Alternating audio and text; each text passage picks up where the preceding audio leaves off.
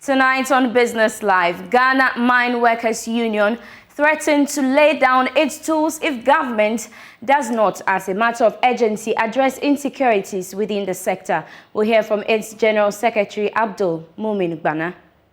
And it is not going to be about withdrawal of just one constituency or the other. It is going to be about the withdrawal of services across the mining industry. Choboy! Choboy! Deloitte urges government to reduce reliance on the international capital market for loans and switch towards concessionary loans to reduce the country's growing debt stock. With an IMF program, we can use that to go back to our creditors and restructure our debt to a much more favorable term, because now you are under an IMF program. The reason or the argument that you can make is that with an IMF program, you will be more prudent with some expenditure. Plus, government's challenge to work at signing an IMF deal by the first quarter of next year. We'll hear from an associate professor who says securing the deal in the second quarter of 2023 could be too late. I think that second quarter of next year probably will be a little bit too late for Ghana because if you look at the data that was issued out by Bank of Ghana, already our balance of payment is in a negative of about $2.4 billion. My name is Beverly Broohm. Please stay for details.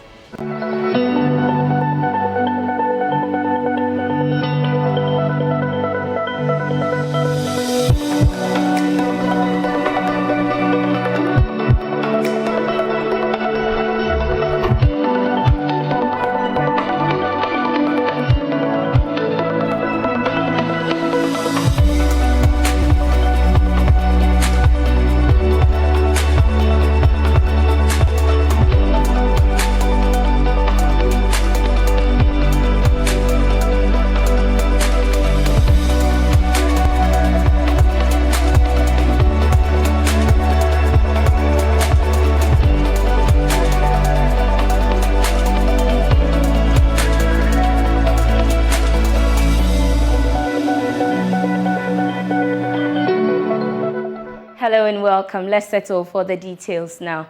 The Ghana Mine Workers Union of the Trade Union Congress is threatening to embark on a nationwide sit-down strike if the government does not, as soon as possible, institute measures to protect the lives of its members while on duty. The union made this known at its National Executive Council meeting held at New Ibrim in the Eastern region. The following report has more. Something goes, something comes. We are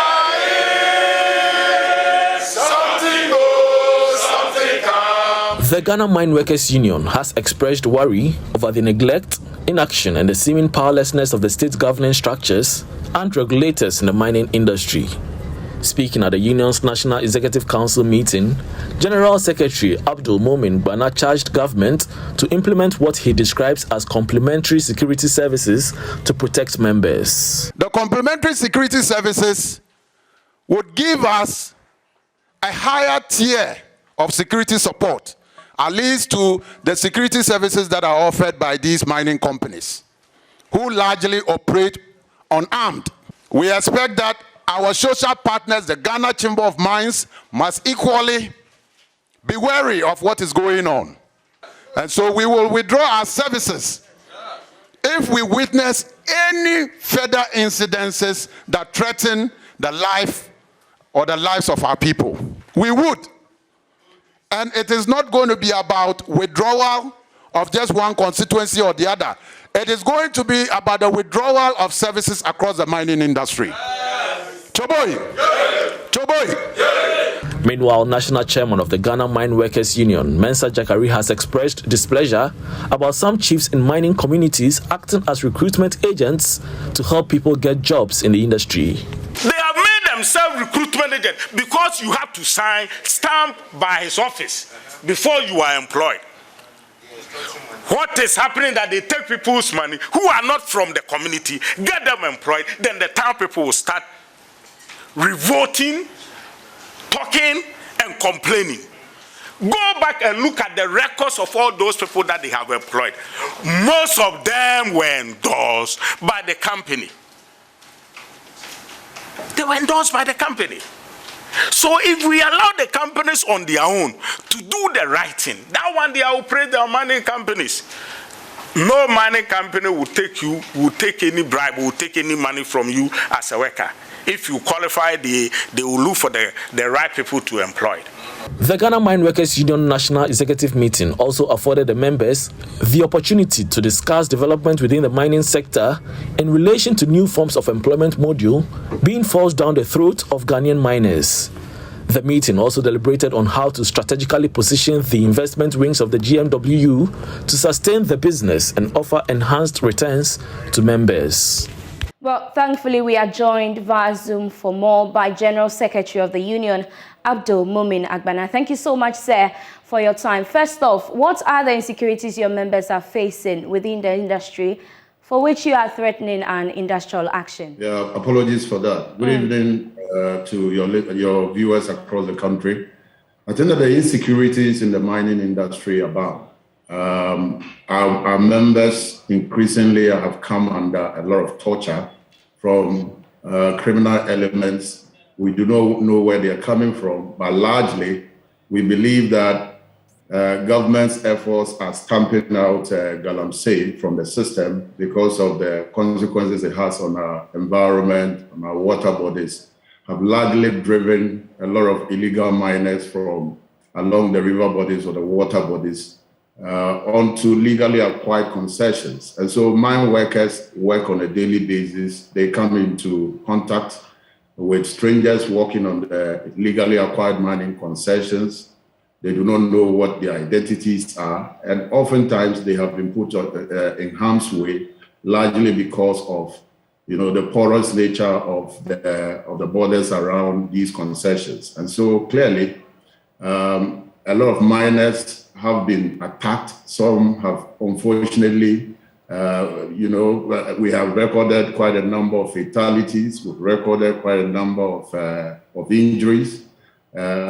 People have lost eyes. People have lost limbs. I mean, the list is countless. And so we believe that one too many incidences of this nature require that policymakers and particularly government, who has the obligation and for that matter the authority under the law to ensure that every citizen of this country is well protected. Whether you are at home or engaged in an economic activity or venture, it is a duty of government to ensure that all its citizens are well protected.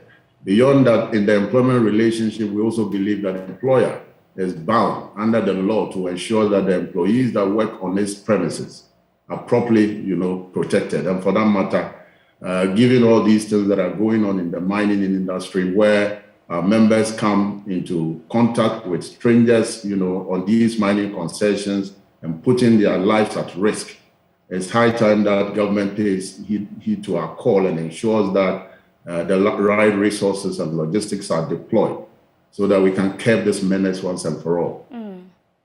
Quite an unfortunate situation there for mine workers. But the chairman also accused some chiefs in the mining communities of interfering in recruitment into mining jobs. Can you shed more light on this? Well, some of these mining companies have what they refer to as recruitment or employment models that they are running. And so they want to give, as part of their corporate social responsibility, some opportunity to mining communities, and for that matter, inhabitants of mining communities, to be part of the employment opportunities that are available in these mining companies. And so they, rather than do that by themselves, would use chiefs or use the traditional leaders as a conduit for these recruitments. And so we have information where, people sometimes would have to, struggle and just to get their way through when it comes to employment. The concern that we are drawing government, and for that matter, the relevant state agencies too, is the growing, penchant by indigenous mining communities to arrogate to themselves or appropriate to themselves opportunities by way of employment that comes up in these catchment areas. And what we are saying is that it doesn't really matter where you find a resource. Every Ghanaian who lives in this country or even outside of this country has an opportunity to work like any other person.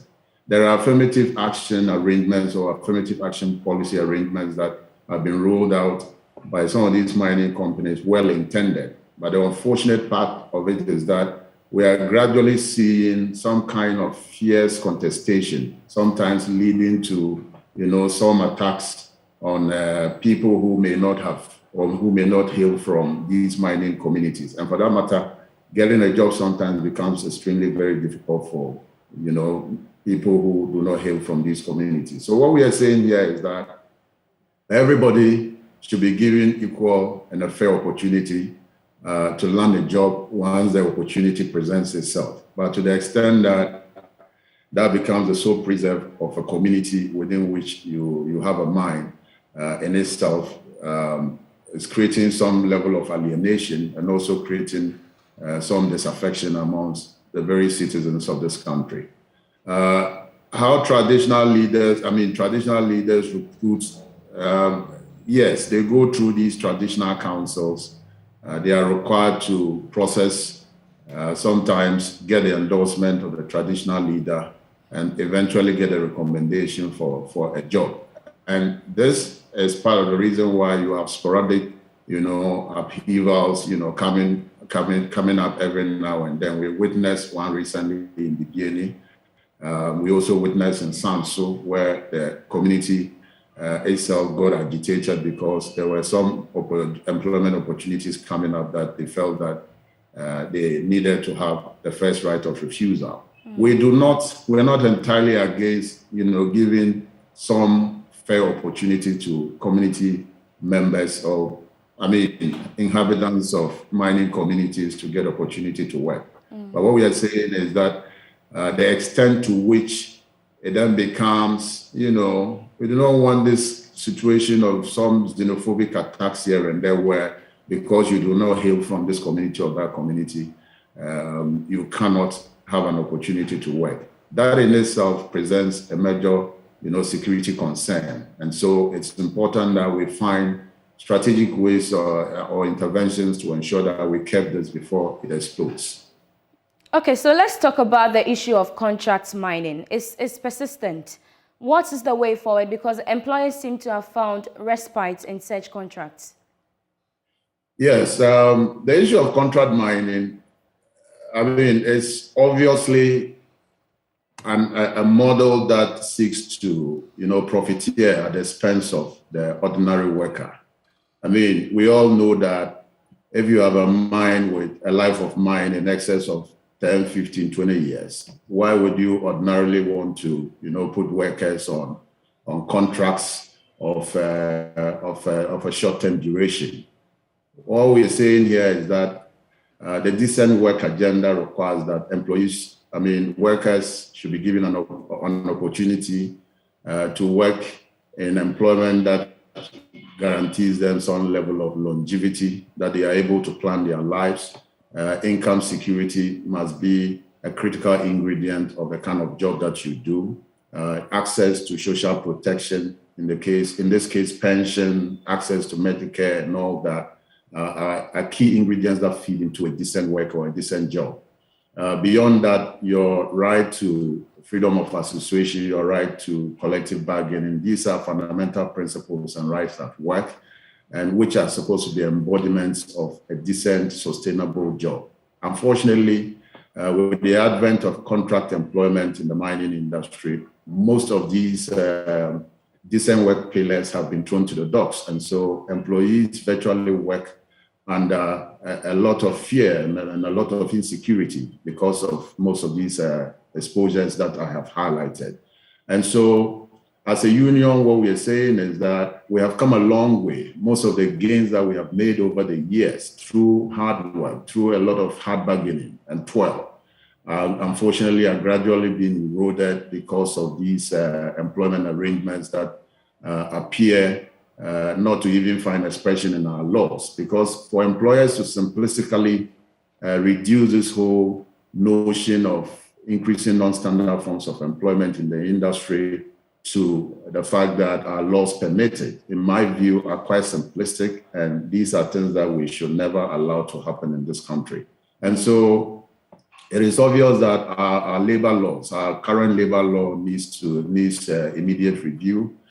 We have identified very critical provisions in the law that appears to be encouraging and giving them the opportunity to do some of the things that they're doing. One clear case is Section 66 of the Labor Act that actually provides an exemption where an employer, depending on the decision to employ a worker on a contract of a specified duration or a specified work, that the employer could exempt itself, or the law exempts that employer from paying redundancy pay. And so most employers, out of their penchant to exploit, will rather go under Section 66, hence rendering members, and for that matter, Ghanaian workers, in very precarious work arrangements. And that is a clear situation where you have workers being put on contracts of a fixed duration. Beyond that, we also have private employment agencies, which are springing up like mushrooms virtually everywhere. Unfortunately, these private employment agencies are fronted and in fact sponsored by politicians. Most of these private employment agencies are owned by politicians. The law provides for the setting up of public employment agencies, which are supposed to be sponsored by the state and for that matter by government. Unfortunately, rather than creating these employment centers and facilitating employment opportunities, politicians have hijacked this whole private employment agency intervention, which unfortunately is a creation of law, and using that as an opportunity also to profiteer. And so these agreements increasingly are promoting, disguised employment. And you see a clear situation where a worker works all right, he works for one employer, he takes his pay from another employer. In the unlikely event where the employee, finds himself, whether he injures on the job or for any reason he falls sick on the job, the employee do not actually know which employer to turn to. He doesn't know whether to turn to employer A or to turn to employer B. Right. For the reason that he's in a disguised employment. And all these private employment agencies are the creation of disguised employment. And we believe that. Thank you so much. Abdul Mumin Bana is the General Secretary of the Ghana Mines Workers Union. Now, away from that, the auditing and accounting firm Deloitte Ghana is advising the government to reduce its reliance on the international capital market and switch towards concessionary loans to reduce the country's exposure to the growing debt stock. Now, data from the Bank of Ghana puts the country's total debt stock at 393.4 billion cedis in June 2022. Now, the following report takes a look at proposals made by Deloitte Ghana after assessing the 2022 mid-year budget review. According to the report, even though government was able to maintain all expenditure items within the budget, government, however, paid high interest rates on Ghana's loans due to the depreciation of the cedi against major trading currencies, as well as higher cost of borrowing in the domestic market. The report recommended that government should consider reducing its reliance on the international capital markets and switch more towards concessionary loans in order to contain the rising interest expense. Additionally, the auditing firm proposed that funds borrowed from the international markets should be invested more in capital projects with the ability to boost foreign exchange earnings and increase foreign exchange reserves. This, Deloitte says, will help absorb some of the foreign exchange shocks, accounting for the increase in interest expense. The report also pointed out that the need for fiscal consolidation, coupled with prudent spending, is key to restoring macroeconomic stability and growth prospects in the medium to long term. Hence, government must direct its expenditure to sectors of the economy that will help create jobs. Meanwhile, partner at Deloitte Ghana, Yao Lati, stresses that as the government prepares to sign on to a program with the International Monetary Fund, the finance minister should take advantage of the deal to discuss debt restructuring with the country's creditors. I think our report came just in time. particularly when the country has been downgraded by S&P to CC, triple C. That's because, as noted by the rating agency, we have limited access to the international market, and maybe we don't even have access to the international market in the short to medium term. And the reason being that historically, over the last few years, we have always relied on the international market to support our budget expenditure. And now that we don't even have access to the international market, the rating agencies think that we are going to struggle to meet some of our targets. So as a firm, what we are suggesting to government is that, look, we are in a situation that we find ourselves in because we have relied on external borrowing. And the effects of the external borrowing are two. One, you have exposure to exchange rates because they are denominated in USD. And two, you would have to pay high interest rates on these international borrowings. So I think what we are suggesting to government is, in addition to the revenue measures that were highlighted in the budget, the fact that now the election bill has been passed, the fact that we have the key levy, the fact that we have the electronic VAT system, government should also look at some concessionary borrowing or borrowing that has got relatively cheaper terms. And this is coming at the right time because with our IMF program, we can use that to go back to our creditors and restructure our debt to a much more favorable term, because now you are under an IMF program. The reason or the argument that you can make is that with an IMF program, you will be more prudent with some expenditure, and you will have the IMF program helping you guide some of the areas that you spend your money. Ghana could secure a program from the International Monetary Fund in the next second quarter of next year. The program, which will be spread within 3 years, could come with a total finance package of almost $10 billion from the IMF and other sources. Now, that's the latest assessment by the fund based on preliminary data on the economy. Here's George Riafe's report. Joy Business is, however, learning that this would be subject to the executive board of the IMF approving some of these proposals. Again, the economic data gathering is still ongoing. Therefore, things could change in the last minute in terms of the proposed schedule for the program to take off. However, about the number of years needed for the necessary economic correction, that wouldn't go beyond 3 years. On funding that will be allocated to Ghana's program, the country could get at least $3 billion exclusively from the IMF for balance of payment support. The World Bank could also be bringing some funding assistance on board to support projects identified in the budget that could come in the region of $3 to $4 billion. We should also not forget about the other donor partners that will come on board, because Ghana has secured a program with the IMF, as well as the other financial assistance that will come from the open financial markets and investors. Now that could be more than $10 billion. But this wouldn't be a one-time disbursement, but rather spread over 3 to 4 years. In a related development, the IMF technical team is expected in town in the coming weeks to carry out some assessment in the areas of revenue mobilization and taxes. We are also learning that the government is yet to officially table its enhanced domestic program that should guide ongoing negotiations for a program with the IMF.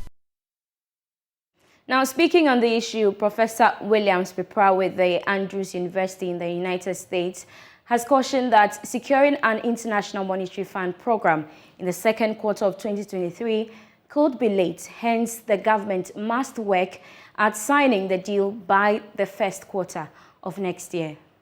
I think that second quarter of next year probably will be a little bit too late for Ghana. Because if you look at the data that was issued out by Bank of Ghana, already our balance of payment is in a negative of about $2.4 billion, which is about 3.5% of our GDP. Our revenue generation internally is not picking up as expected because the e-levy has failed. So if the fund delays, the impact will be very dire for us as a country. I noticed also, based on the report, is that government is also a little bit slow in submitting its own program to the fund.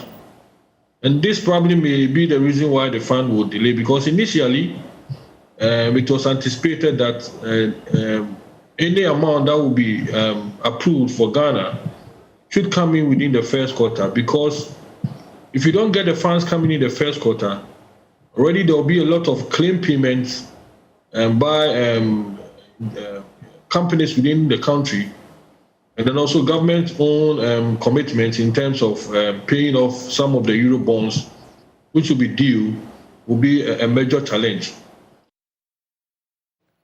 And that's your show for tonight. Thank you so much for watching. We have more business news when you log on to myjoyonline.com. We'll leave you with business news making headlines on the international front. My name is Beverly Broohm. Have a good evening.